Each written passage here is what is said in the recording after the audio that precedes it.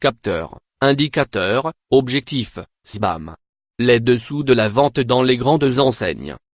Depuis son entrée dans le monde de la vente, à la fin des années 1980, Christelle, responsable de magasin chez Pimkie, a vu son quotidien changer du tout au tout.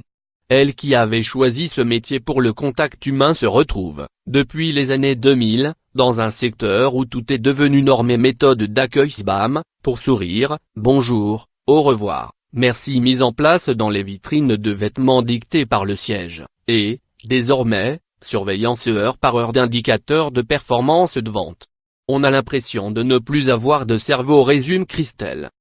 À l'instar de Pimkie, Groupe Mullier, toutes les grandes chaînes de magasins appliquent aujourd'hui ces techniques de vente et de suivi, inspirées de celles des derniers arrivants sur le marché.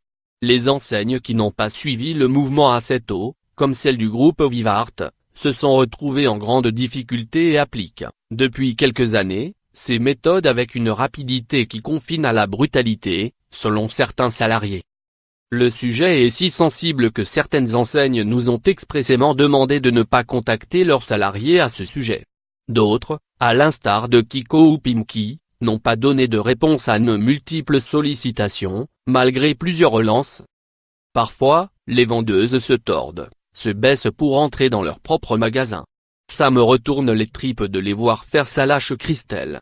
Ce qu'elles essaient d'éviter, c'est le petit capteur situé dans la partie supérieure de la plupart des portiques anti-vol des grandes enseignes. Ils comptent en temps réel les entrées dans le magasin et les comparent au nombre de tickets effectués en caisse.